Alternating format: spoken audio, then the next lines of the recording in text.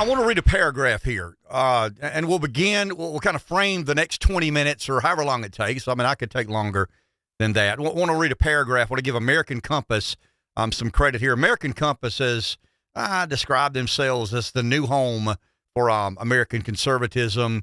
We shall see. Who knows where we go from here? But there are a lot of other debates to have. But let's frame the debate. Let's frame this podcast with a simple paragraph in an annual report, 2020 annual report from American Compass. I'll give them full credit. I'll read it verbatim. Despite the many serious challenges America faces, the dramatic transformations its economy has undergone, and the once-in-a-generation political realignment underway, the right of center's mainstream institutions were uniformly committed to outdated ideas that long ago ossified in a market fundamentalist dogma. The attitude toward President Trump was this too shall pass. The political aspiration was to return everything to how it was before. With the future of post-Trump conservatism at stake, we needed an institution to step forward with new ideas and foster debates that entrenched groups were more comfortable avoiding. So let's take that paragraph, and some refer to it as Trumpism, America Firster, MAGA. To me, it's more of it is a political ideology. It's not the traditional political ideology. I love the way they said the market fundamentalist dogma. That's kind of an interesting series of words. I have argued for 10 years, maybe, that the Republicans needed to understand that things aren't forever. I made some notes to myself. Capitalism, I've read a lot of Adam Smith's writing, Economic Freedom, capitalism. To me, capitalism has a certain uniqueness to it. American capitalism. Those are my words, but stick with me for a second.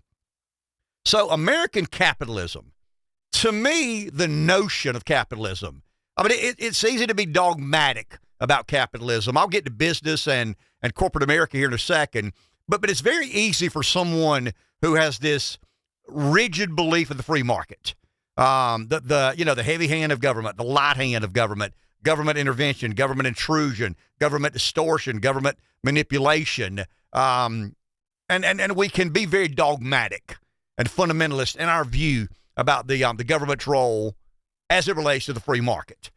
The point that I would make is Republicans have allowed the heavy hand of government to be as forceful as liberals have. Where do you distinguish corporate America and its undue influence on the government, its unfair influence on the government? And when I say influence, I'm talking about distortion and manipulation. And I for about a decade, it felt. Now, once again, I didn't see Donald Trump coming. I would be fundamentally dishonest if I said I saw a real estate tycoon from New York, with his own private jet, supermodel wife, and, as narcissistic as they come, would connect with a group of Americans who, I doubt the rank and file Republican Trump voter, but because I think the great mistake Republicans are making is believing that this is a brush fire. This is things get back to normal. I'll be biblical. This too shall pass. I don't buy that. I just don't buy that at all. I think Republicans have to adjust their attitude and what they stand for. Now, you can still be for capitalism. You can absolutely be for limited government. But I think we've got to accept that our nation is beginning to redefine certain functionalities of government. So let's go to let's go to this market fundamentalist dogma that we're talking about. Capitalism. What exactly is capitalism? To me, and these are my words, capitalism, it in essence requires the mutual dependence of capital and labor producing good outcomes. You've got, in the American economy, in the American model of capitalism, you've got capital and you've got labor. That generates GDP. That generates productivity in the economy. You can't do it on just labor. You can't do it on just capital. But it's somewhere that there's a convergence. There's a merging of capital and labor. and it has to be mutually beneficial. I mean, the capital that capitalists bring to the table, the labor that the working class bring to the table have to mutually benefit, or you begin to have issues like income inequality. And I think you've got to be very dogmatic, and I think we got to be careful to be as fundamentalist about the free market as we've historically been. So let's take income inequality. Let's take my definition of what I understand what Adam Smith said, and I understand economic freedom, and I understand, you better be careful allowing government to do X or government to do Y, because before you know it, government will consume or assume a larger role and responsibility in the marketplace than ideological conservatives are comfortable with. No question about that. And I'm not arguing for a bigger government. I'm not arguing for a more intrusive government. I would probably argue for conservative activism, if we want to call it that. I mean, if we're going to be, if conservatives are going to be in charge of government, what are its action plans? J.D. Vance, senator from Ohio, basically says, almost redundantly, that Republicans have to understand the debate of big and small government is done. I mean, that's over. We're north of $6 trillion a year in federal spending.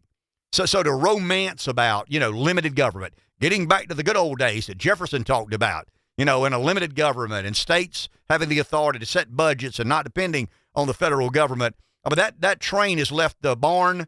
That horse has left the station. Kind of an inside joke here at no stoplights. I think you get what I mean. I mean, obviously, I know the train leaves the station, the horse leaves the barn, but we tend to screw things up around here, and we laugh at ourselves when we screw things up. So that's kind of an inside joke. But let's say J.D. Vance is right, that if the American compass is right, and the attitude toward President Trump by the market fundamentalists, what I'd call the neoconservatives, if they believed that this too shall pass and everything would return to how it was before Trump gets here, because I think Trump's a manifestation. I mean, Trump's not a movement leader.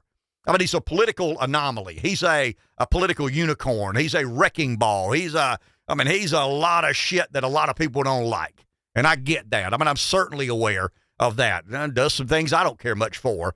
But I like the fact that he's beginning to challenge some of the cultural or some of the political norms that Republicans have historically believed in when their eyes show them something different. In other words, American capitalism has worked. Have you been to rural America lately? I mean, have you seen the manufacturing jobs that have left here? Because what has happened, and I go back to the definition that I have of healthy capitalism, it requires the mutual dependence of capital and labor producing good outcomes. So all of a sudden the capital says, we don't care much about the labor, and they begin this labor arbitrage. And they go places where it's a lot cheaper to make goods. That's not good for the country. And the American political system is not there to protect capital from labor. It's not there to protect labor from capital. But I think fundamentally we have to ask ourselves as conservatives, is it there to foster or nurture this mutually beneficial relationship between a country's capital and its capitalist and free markets and its labor? And I think the American political system, the GOP in particular, have distorted the relationship to the advantage of capital to a point where labor feels offended. And I mean, that's kind of a complicated argument for saying the working class is getting screwed and too few people are making too much money. That sounds like Bernie Sanders. I mean, that really and truly sounds like Bernie Sanders. And some of my conservative friends look at me with cross eyes when I say, what? Well, I mean, let's go back to 2016. There was a percentage of the electorate. I mean, it's not a huge percentage, but it's significant enough to pay attention to, that the day before the 2016 election, their top two choices were Bernie Sanders and Donald Trump. I mean, Bernie Sanders is a self-avowed socialist. Donald Trump is could we say, moderately conservative pro-business candidate for president in 2016. I mean, he kind of ran on business guy. the drain the swamp, the game is rigged. Bernie Sanders basically said some of the same things. I mean, obviously they have a different approach and attitude of how to get to a better place. But I would argue that whether Sanders said it verbatim, whether Trump said it verbatim, they were arguing that the American iteration of capitalism today has been unduly influenced by capital, by the capital, that this mutually beneficial arrangement or mutually beneficial dependence that capital has on labor, labor has on capital, had become so one-sided that the labor was looking for an alternative. I mean, if you are a working American and you look at, and I'm not saying America sucks. I'm not saying the American way of life sucks. I'm not suggesting that. But if you looked at our two parties and their governing philosophies and their governing priorities, I think it's pretty easy to say, wow, they've really favored certain groups over other groups. And, I've said provocatively that a lot of Republicans are going to have to accept the fact that we're a bit anti-corporate America today. And I see the puzzle, the kind of the puzzle on a Republican's face when what? We're what? I mean, we'd never be anti-corporate America. I mean, corporate America employs a lot of people. Corporate America pays a lot of taxes. Corporate America makes a lot of goods that we consume. Fair enough. The point I'm trying to make is in this relationship between capital and labor, one side has gotten the advantage of the other side, and I think the body politic has picked winners and losers. We like to say, I don't want my government to pick winners and losers. Philosophically and ideology, that's kind of what conservatives stand for. I mean, I want the marketplace to dictate winners and losers. Now it can be dogmatic. It can get to a point where, I mean, the hyper pure capitalist, I mean, that's I don't want to say it's an anarchist, but it kind of borders on that. Damn the guardrails, damn the regulations, damn the rules. I mean, let the cowboys, kind of survival of the fittest, the strongest survive. I mean, to some degree, that's an interesting economic experiment. But when you implement a system of government, that system of government has a responsibility to govern. And that doesn't necessarily mean pick winners and losers.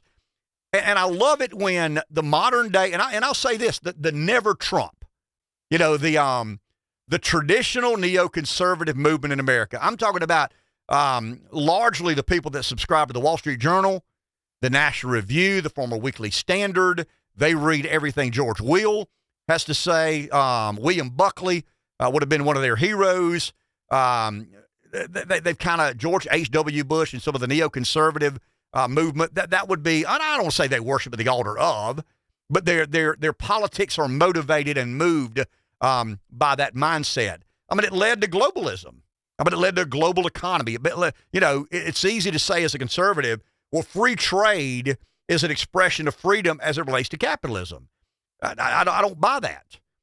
I think globalism has failed the American worker.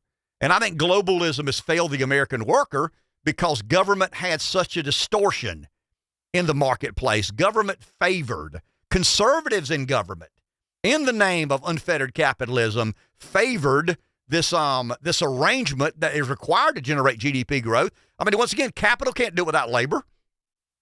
Labor can't do it without capital. But they're got to be mutually beneficial one to another.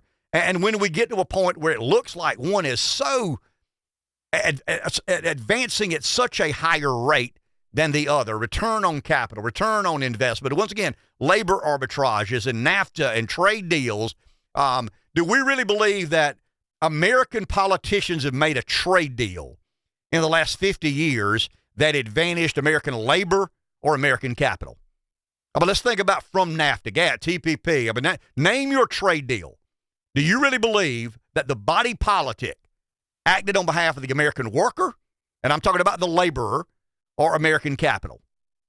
One can't do without the other. But what our government has decided to do is say, okay, the donor class, here we go, the donor class, we're stepping on toes now, the donor class are not the laborers.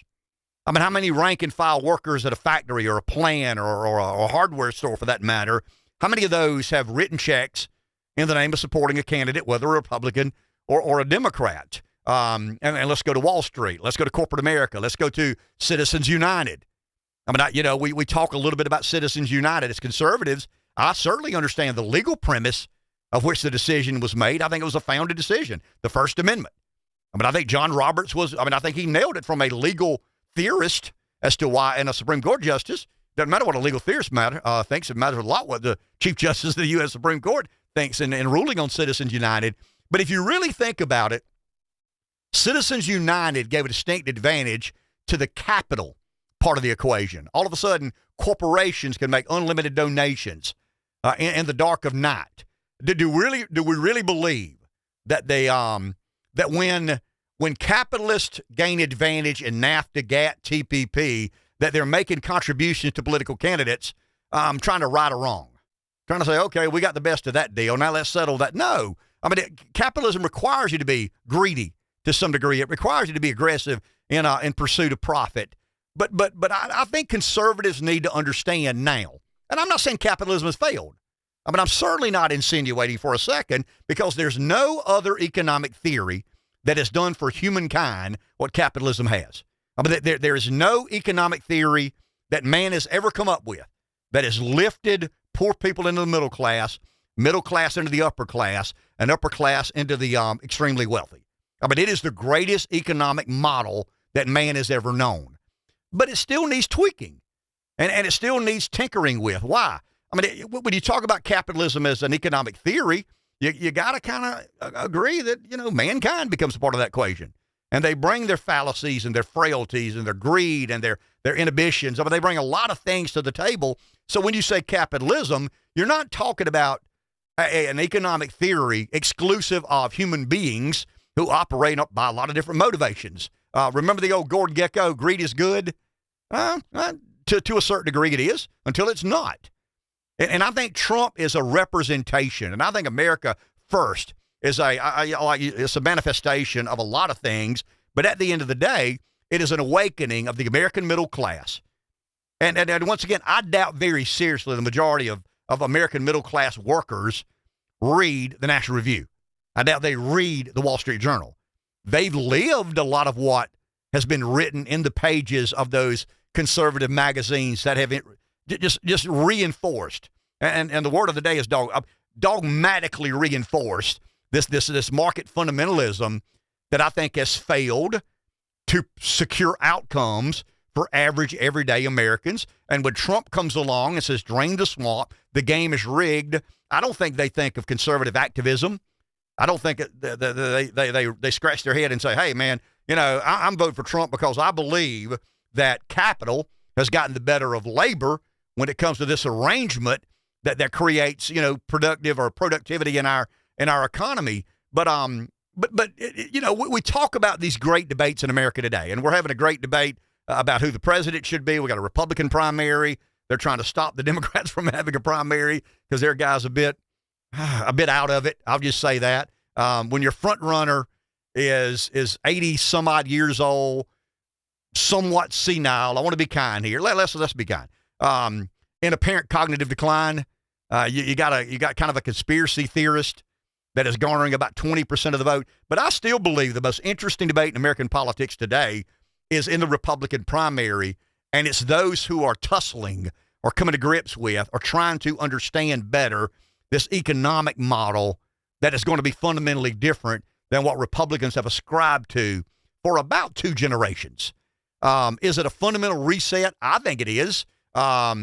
Is the post-Trump conservatism at stake here? I think it is. I mean, I don't think we forsake conservatism, but the institutionalization of conservative. That's probably a better way to say it. We've taken a political ideology, and we've almost institutionalized it to a point that it's think tankish or bust. I mean, when you read some of these conservative thinkers, that what they say makes a lot of sense in theory. It makes a lot of sense when you're at a think tank. And what did the great philosopher Mike Tyson say? Everybody has a plan until they get punched in the mouth. Well, I think the American working class have been punched in the mouth. And I don't think they're interested in political theories. I don't think they're interested in dogma or market fundamentalism or the animal spirits. I mean, that's kind of what I do. That's what we do. If you're watching the podcast, you probably have a little more interest in the world of American politics than most do. But I just think that as we struggle moving forward, there are a lot of Trump voters who believe in the personality of Donald Trump. I mean, nobody else can do what Trump does except Trump. I don't trust DeSantis to do it. I don't trust Chris Christie to do it. I don't trust Nikki Haley to do it. I don't trust Tim Scott to do it. But what do you trust them not to do? See, I think that's a pivotal question we need to ask ourselves. And I'm not saying vote for Trump. I'm not saying don't vote for Trump. I'm not saying vote for DeSantis. Don't vote for DeSantis. What I'm arguing is Trump has broken the mold. I mean, there's no doubt. This is exactly right. The attitude toward President Trump was this too shall pass, and the political aspiration was to return everything to how it was before. 1 in 4 Republicans desire for that. 3 in 4 doesn't. 3 beats 1 every time. I mean, the Republican Party, let me back up. The rank and file voter in the Republican Party have made their mind up that this is a fundamental reset, that we want something different than what we've had for the past 30 or 40 years. I mean, there's a reason the majority of workers now identify as Republicans. I mean, the Democrats have become kind of elitist, coastal, a little bit of a, how many Carole King concerts can you go to? I think Chris, I'm trying to think of his name, Chris Matthews. Chris Matthews of MSNBC. We interviewed him one day on our radio show, and he said, he gets disgusted by, the ambitions of liberalism at times. And I think he referred to how many damn Carole King benefit concerts can we go to make the world a better place. But I just think as we work through the summer and we get to the fall of the year, it's important to understand what we're debating. What are we arguing about? We're not arguing about a larger than life personality. We're not arguing about an indictment, an arraignment, a potential wherever the trial leads. I think when you look at Trump, you see frustration. I think you see kind of a voter revolution in full swing here. But I think the most important thing we can ask ourselves, if you're thoughtful about these things, if you genuinely care about intellectual underpinning of a political movement, because at its core, populism is not a coherent governing philosophy. It is an unbelievably powerful political energy. I mean, it will shape for a while whatever is happening, but it eventually burns out. I mean, there has to be a doctrine or an agenda or a platform or a governing philosophy that follows this upheaval.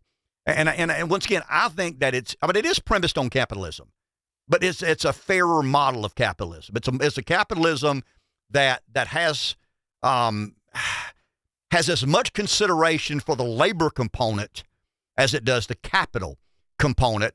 And I do believe that, when this is a bit struggly to say, I think Republicans have to adopt a position of not anti-corporate America, but anti the undue influence that corporate America has had in distorting, manipulating, advantaging themselves, lobbying government. The donor class are largely in corporate America. It's not just 1 or 2 or 3 companies. It's hundreds of companies that kind of drive the train, direct policy one direction or another. And for too long, the American political system has been motivated by advantaging capital over labor. And I just think the conservative activism that I'm talking about has to reward the American worker. It has to be mutually beneficial. I mean, you can't give the worker more than their fair share, but you got to give them a fair share.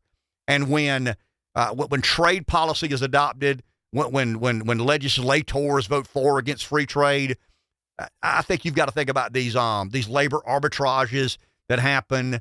The unfair competition that the American worker has against. I mean, China would be the obvious offender to this. But yeah, I mean, as we begin to make our minds up about who our choice is in the Republican primary, the Democrats aren't talking about this. I mean, it's more gender dysphoria and I mean some of the crazy shit they're talking about is beyond me. But it is what it is. I think we say that word on the podcast, but not on the radio. And I'm careful about I'm on the podcast and not the radio, so I can I can say that. It makes me feel a bit manly when I say that. Don't ever get that mixed up. Yeah, I can't get that mixed up. You won't let me get that mixed up. But no, as we begin to sort through these decisions about who is the best representative of the Republican Party, I don't think we just need to think about who the best representative are. I think we need to think about, it's easy to look for the traditional right of center consensus candidate. Historically, that's what we've done until 2016. We stepped into the abyss. We did something that nobody thought we would ever do. We forsake or not forsook. That can't be a word. That's too far out there. Even I don't declare forsook a word, and I'll do. No, when we think about these economic principles that we so believe in and have been a bit dogmatic about, I think we've got to kind of step away from that and say, look, the left is known to be politically active and activist and kind of generating incomes that and I'm talking about entitlements and welfare programs and, making sure everybody finishes the race at the same time. They've made their mind up that that's what they are. It's a socialist movement within the Democrat Party that is in competition with this populist movement in the Republican Party. And I would never in a million years tell you who to vote for, who to vote against, why to vote for him, why not to vote for her. But I do believe that the next step in this political movement is intellectual underpinning. And I think at the core of that intellectual underpinning is, can we find a system of capitalism that is mutually beneficial to capital and labor? I want to thank our sponsors. Carolina Bank serves communities throughout northeastern South Carolina, offering a wide range of services to meet every personal or business need, from straightforward accounts to complex finances. They're prepared to help you reach your financial goals. Carolina Bank, banking on tradition since 1936. Member FDIC. Schofield's Ace Hardware, your one-stop shop for all hardware, paint and lawn and garden needs, plus all things sporting goods, including firearms, safes, clothing, footwear, and more. Pepsi of Florence represent the entire product line of PepsiCo, one of the world's leading food and beverage companies. Pepsi of Florence also serve brands from other great companies such as Dr. Pepper, Canada Dry, Lipton Tea, Gatorade, and various regional brands. Mickey Finn's, largest South Carolina liquor wholesaler, serving every county in the state, largest bourbon selection statewide. They ship wines to 43 states, opening soon a new beverage warehouse across from Buc-ee's on I-95 in Florence. They support USC athletics, including Williams-Brice and Colonial Life Arena. Marlboro PD Electric Co-op. If you're in big business and looking for an industrial park in the South to build your new plant, consider Marlboro PD Electric Co-op's new PD Commerce Center, an industrial park located at the I-95 exit in Florence, South Carolina. Check it out at MPDC Co-op or PDEC.com.